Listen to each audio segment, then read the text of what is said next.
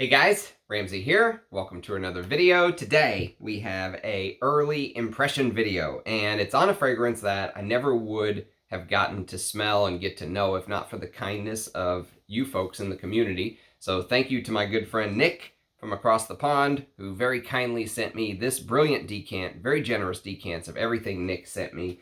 And this is actually the fourth Prin fragrance that we are discussing on the channel. Now, it's kind of weird because sometimes when you look at his name on the brand, it's P-R-I-N. Sometimes it's P-R-Y-N. Apparently there was like a copyright dispute or something about the name. And sometimes it is a brand that he basically calls Parfum Prissana. Prissana, okay?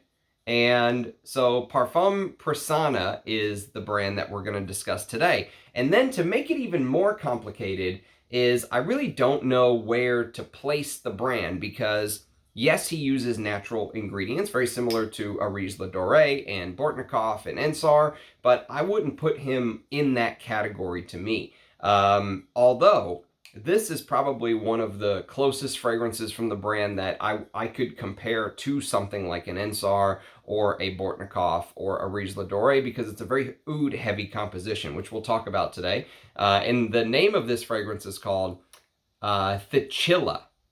Thichila. So you can see he draws very heavily from his Thai background, okay? There's even a story about one of the notes in this particular perfume. But one thing that he does that is very tough for me to comprehend with his line is he creates something. He's almost like a mad scientist to me. He creates something, and I'm not sure if he does like limited batches like a Amouage Reflection, one-run batches, and once they're gone, or, you know, I'm just not really sure how it all works for him because sometimes I'll see he has fragrances that are still available years later. And sometimes they're just instantly discontinued. So I'm not sure what is going on, whether he's just like a mad scientist mixing stuff together or what. But this one, even though it just came out, it basically came out in 2019, already completely discontinued. So I'm not sure what's going on, but his Parfum Prissana line is very expensive. It's not cheap. I think for 30 mils of this, you're going to pay over $200 or $250 or something. So I'm not 100% sure, but it is discontinued and hard to find. Now, a couple things before we get into this particular review. The first two fragrance videos I did from the House of Prin, I absolutely despised. One was called Anthamara, and the other was called Haxan, and I hated them both. You can go watch my reviews of them. They're on the channel. There's a Prin/Strangers/Parfum Prissana playlist because he also owns the brand of Strangers Perfumery, which is like his more designer type smells, if you will. And so I reviewed a couple of them and I was like, man, I don't think that this guy can blend. I don't think he's a very good perfumer. I just don't think his stuff was for me. And there were a couple folks in the community. Nick was one of them who said, wait a minute, Ramsey, you haven't smelled everything yet. You only smelled a handful. You smell more. Give more a chance, okay? And there was actually a fragrance called Mora, which I reviewed. It's on the channel. You can go check it out. That's my favorite Prin. So this fragrance right here falls underneath Mora, but well ahead of Anthamara and Haxan to me. But this smells a lot different from the normal Prin fragrance that I've gotten used to, because the normal Prin fragrance I've gotten used to smells like he basically took all of the notes and just scatter shoots them at you. So when you read his note listing, like let me read you the note listing of this one. Saffron, kaffir lime, jasmine sambac, champaka, gardenia, Indian tuberose, myrrh, incense, amber, styrax, rose, turmeric, spikenard, nutmeg, civet, oud, Mysore sandalwood, Indonesian vetiver, cinnamon bark, and Wan Sao Long, which Wan Sao Long is sort of the star of this particular fragrance if you listen to what the brand says. Now, I disagree with that, and we're going to have a conversation about that here in a minute. There is also a poem that goes with this fragrance. So let's read the poem, and then we'll talk a little bit about the scent. Actually, while we're reading, I'm going to go ahead and do some fresh sprays, okay?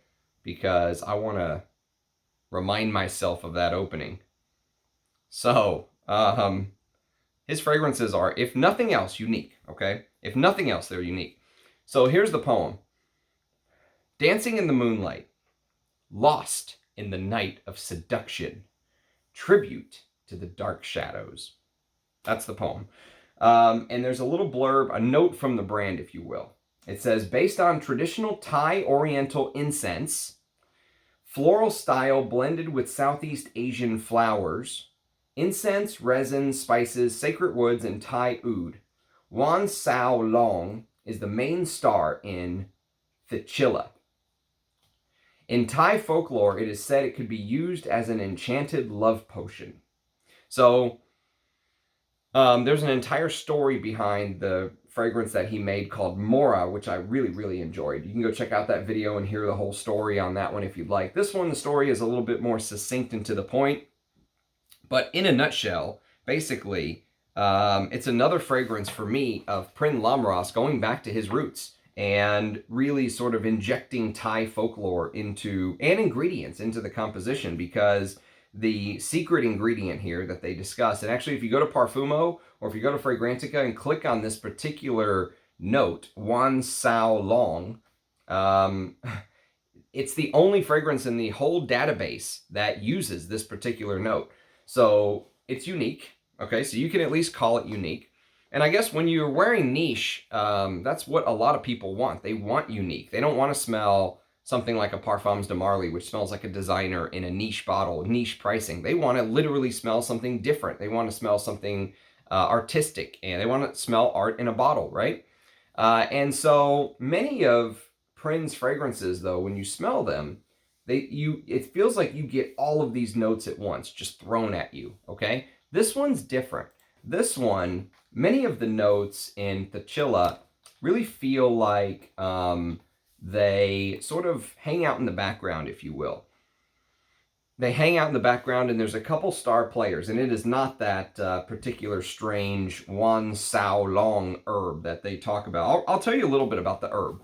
So, Wan Sao Long, before perfume was popular in Thailand, apparently men used to walk around or put some in their bag or something like that in their pocket. And the reason they did is because it was known as the herb that intimates ladies. Not intimidates them, although maybe it intimidates them, but it intimates them.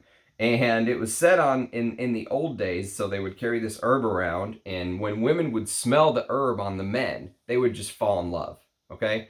I just imagine these women just dropping to their knees, professing their love for this man because they smelled this herb. But you know the vintage folklore stories, right? So what does it smell like? I don't know. I've never smelled it before.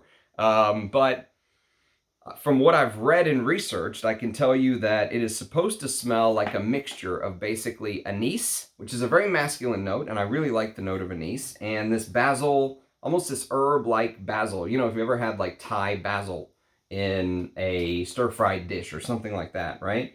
But with more of like a citrus and slightly floral hint. There is a floral hint to this fragrance, okay? That's the other thing about it, is there is a little bit of a floral hint. There's notes like champaka flower, jasmine sambac, and of course this Wan Sao Long, which basically has a little bit of a floral tint to it as well, an anisic floral tint.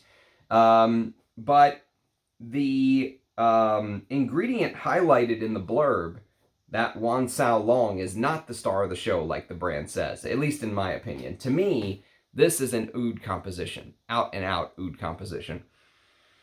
It's a resinous Thai oud is basically what it smells like.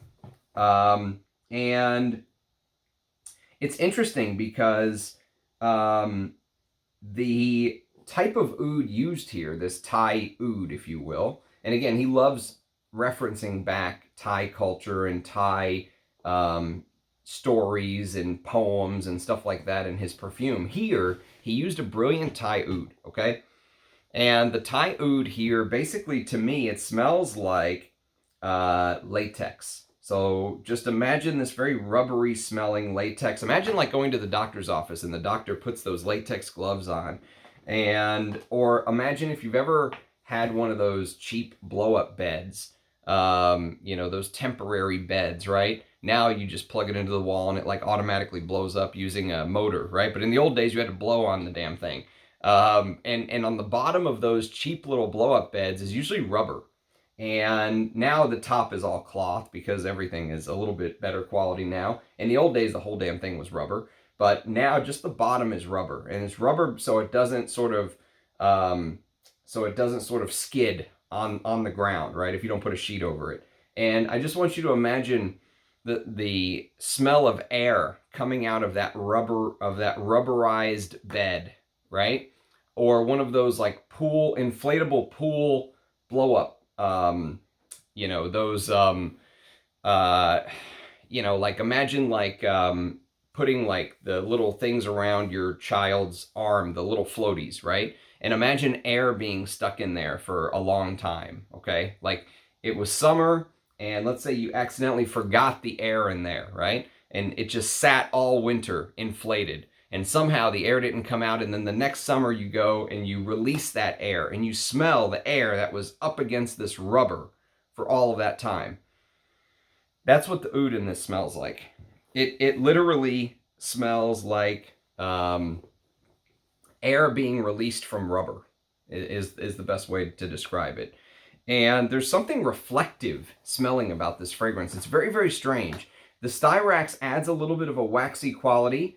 Styrax also adds a little bit of a leathery quality because sometimes there are some leather type scents that are created using Styrax. Think of things like Spanish leather and stuff like that. So I think there is a little bit of an enhancer to the leathery quality of the oud, let's say. But what's interesting is there is this reflective like feel.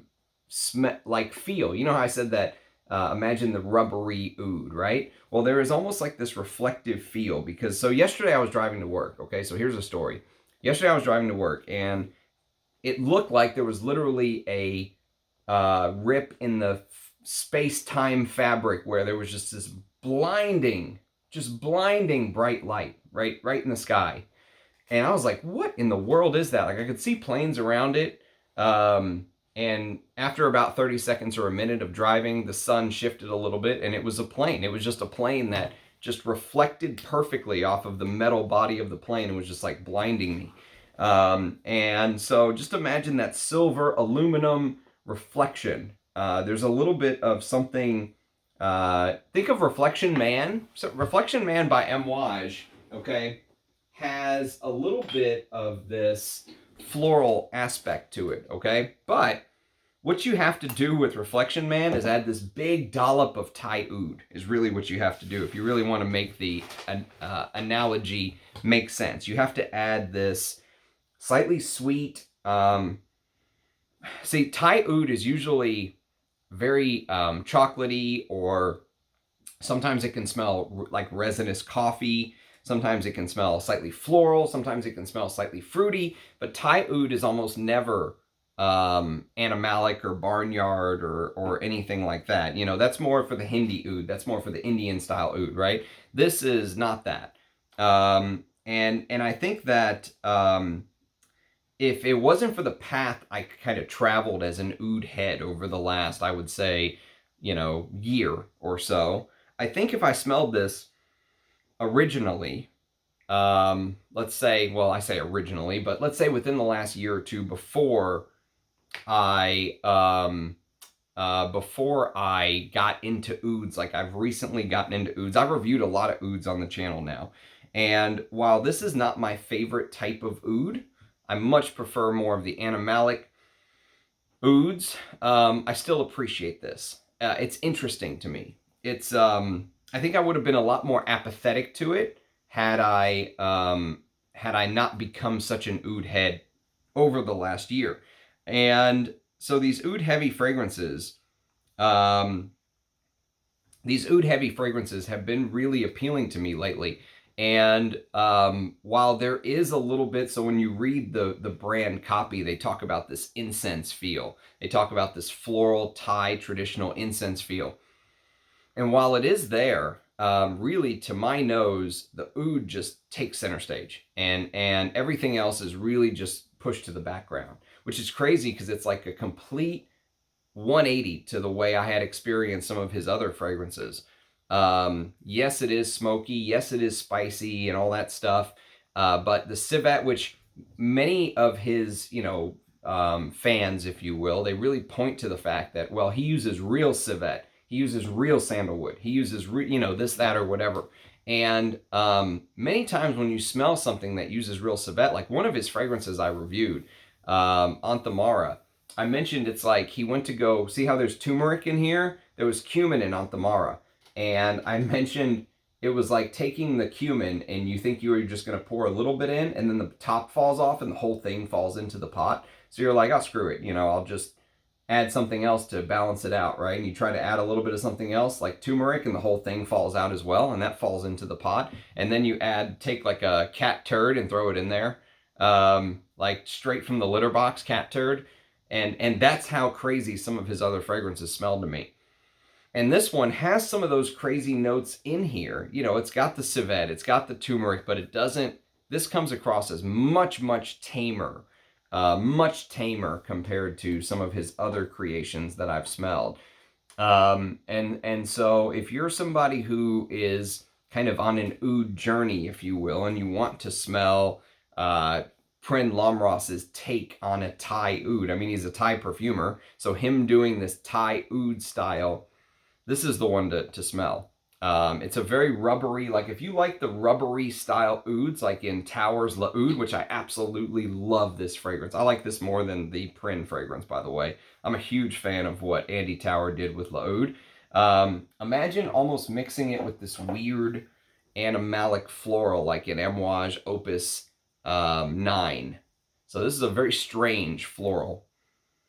Imagine this very weird floral. The idea with Opus 9 was that they wanted to create a perfume that smelled like the camellia flower. Well, the camellia flower has no smell. So this has a lot of beeswax and jasmine. There's a big indolic jasmine in here, and civet and ambergris and stuff like that. But just if you took that floral aspect and added a huge chunk of Thai oud, and you just imagine blending with La Oud, Amouage Opus 9, and then maybe just a weird bit of reflection from Reflection Man, that kind of gets you in the ballpark. And it's interesting because if you go back to the beginning and you read the poem, Dancing in the Moonlight, I'm talking about reflections from like the sun is what it gives me. And they're talking about moonlight. So his work is just very, I think it's so different to different people. It's kind of one of those things where if you're at the point in your journey where you are tired of smelling the same old, you're like, I have to get to know different things. I want to smell different things. I'm tired of smelling fragrances that all smell alike and they're marketed and I'm paying $300 for them in niche bottles. You really have to get out of your comfort zone. That's where a brand like Prin, I think, really shows its worth. Now, for me, I've said this before, but I have the Russian Atom illness, right? I have the sickness. I always want more. I want more animalic oud. I want more civet. I want this and that and all of these, more real musk, more oak moss, more of this. And this doesn't give that to me is the downside of this. I appreciate the oud in here. I have enjoyed wearing it today as my scent of the day. This is the first time I've worn it as my scent of the day. I've worn it to bed, but this is the first time I've worn it as my scent of the day. And so I appreciate it. I enjoy getting to know it. I enjoy getting to smell another Thai oud. But would I buy this with my own money? No, I don't think I would. Although it is one of my, out of the 4 Prin Lomros fragrances on the channel, this is at least in the top 2. So it's not a bad perfume. It's just, it's a tough selling point, especially now it's discontinued, hard to find and all that stuff. So let me know what you think. If you've ever smelled Thichila, let me know. Let me know what you think of Prin's work. Let me know what you think of his weird brands being different name and all this stuff. And just him as a perfumer. I'd love to hear your thoughts. So appreciate everyone watching. Cheers, guys. Catch you next time. Bye-bye.